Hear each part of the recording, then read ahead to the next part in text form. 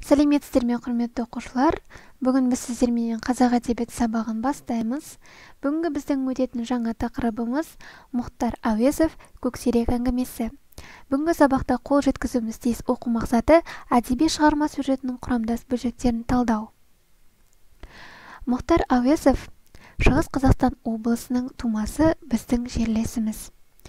Мұхтар Омарханұлы Әуезов 1897 жылы 28 қыркүйекте Семей облысы Абай ауданында дүниеге келді. Әкесі Омархан, атасы Әуездей хат таныған сауатты адамдар болған. Мұхтар атасы Әуездің, әжесі нәсілдің тәрбиесінде болған. Атасы Мұхтардың сауатын әліппемен емес, Абайдың өлеңдерімен ашқан екен. Ең алғаш Мұхтар Әуезов Абай Құнанбайұлымен 9-10 жас шамасында жолыққан. Бала Мұхтардың сырт келбетіне, бет әлпетіне қарап қариялар қоңыр қозы деп атап кеткен екен. Мұхтар Әуезовтың өмірбаянымен толық танысу мақсатында сіздерменен қазір мынандай бейне материалды тамашалайық.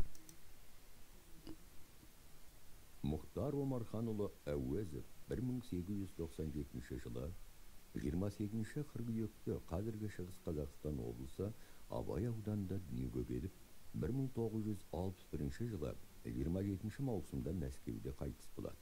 Үйегі Алматы қаласында жерленген. Мұхтар атасы Әуезбен әжесі дін-асылдың тәрбиесінде өскен. Ауыл мектебінен сауатын ашқан Мұхтар 1908 жылы Семейдегі Камалиддин Хазрет медресесінде, кейін орыс мектебінің дайындық курсында оқиды. 1910-1915 жылдары Семейдегі 5 сыныптық орыс қазына училищесінде оқиды. Оның соңғы жылында Дауыл атты алғашқы шығармасын жазады. Сол жылы Семей қалалық мұғалімдер семинариясына түсіп, оны 1919 жылы бітіреді. Семинарияда оқып жүріп, Шәкәрім Құдайбердіұлының Жолсыз жаза дастанының негізінде Еңлік кебек пьесасын жазып, 1917 жылы маусым айында Ойғұдық деген жерде сахнаға шығарады.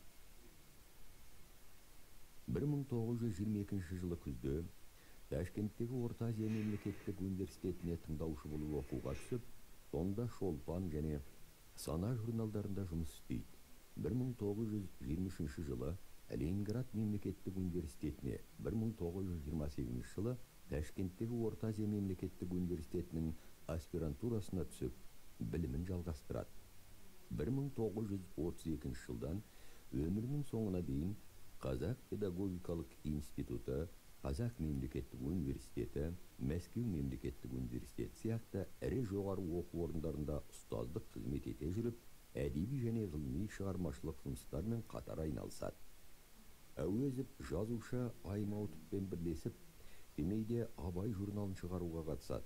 Жазушының Қорғансыздың күні, қыр суреттері, қыр әңгімелері, үйлену, оқыған азамат, кім кінәлі, кінәмшіл бой жеткен, қаралы сұлу, тағы басқа әңгімелері, Қараш-қараш оқиғасы повесі, Қилы заман романы мен әлем әдебиетінің озық үлгісіне айналған Абай жолы роман эпопеясы, Хан кене, Тын сағатта, Намыс гвардиясы тағы басқа пьесалары бар.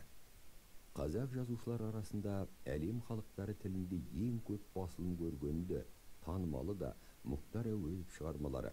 Жазушы 1949 жылы Абай романы үшін бірінші дәрежелі Сталиндік сыйлықпен, 1956 жылы Еңбек Қызыл Ту орденімен, 1957 жылы Ленин орденімен марапатталған. Жақсы балалар, енді қазынаны тап ойыны бойынша Мұхтар Әуезовтың өмірі мен шығармашылығына байланысты бейне материалдан алынған ақпараттарды негізге ала отырып, берілген сұрақтарға жазбаша түрде жауап берейік. Мұхтар Әуезовтың туған жылы, дүниеге келген жері. Мұхтар Әуезов қай жылы дүниеден өтті? Қай жерде жерленген? Мұхтар Әуезов кімнің тәрбиесін алып өсті? Тұңғыш рет Абаймен неше жасында кездесті? Қай жерлерде білім алды? Ең алғаш жарық көрген шығармасы? Қай жерлерде қызмет атқарады? Еңлік кебек пьесасы қай жылы, қай жерде тұңғыш рет сахнаға шығарылды? Қандай шығармалары бар? Дескриптор сұрақтарға жауап береді, дәлелдер келтіреді.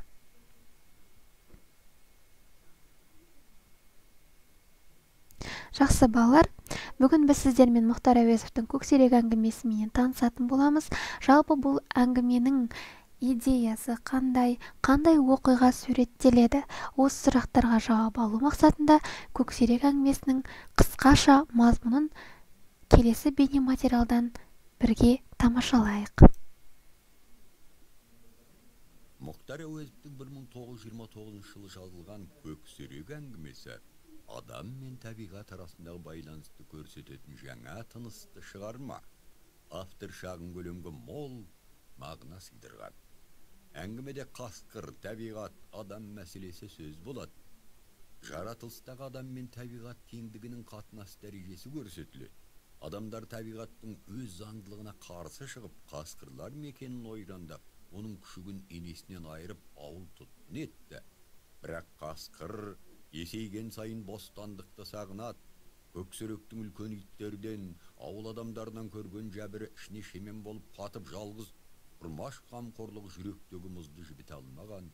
Повесті Құрмаш өлімімен бітіруге болатын еді, бірақ өйткен күнде жазушы позициясы авторлық мұрат көмескі тартып кетер сөзсіз.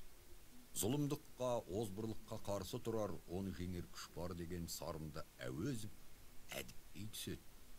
Адам қолында өскен, бірақ адамға қиянат еткен, оның ет бауырын езіп жара салған көкжал, сол адам қолынан өлім табады.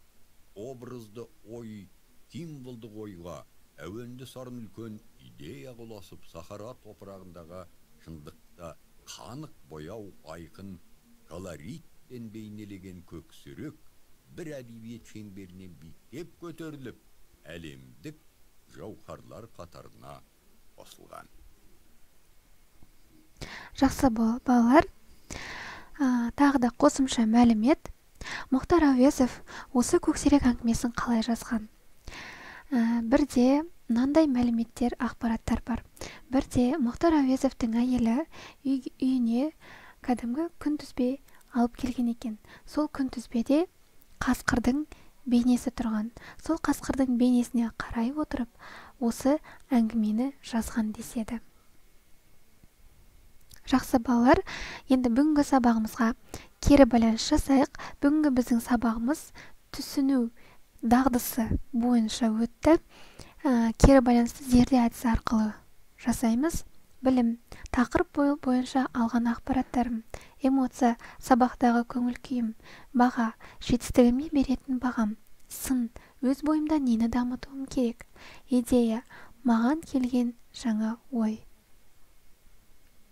Үйге тапсырма, көксерек әңгімесін толықтай оқу, қосымша дерек көздер сіздерге ссылка берілген.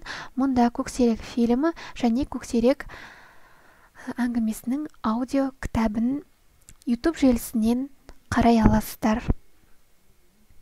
Жақсы балалар, осымен бүгінгі біздің сабағымыз аяқталды. Назар аударып тыңдағандарыңызға рахмет. Келесі кездескенше аман сау болыңыздар.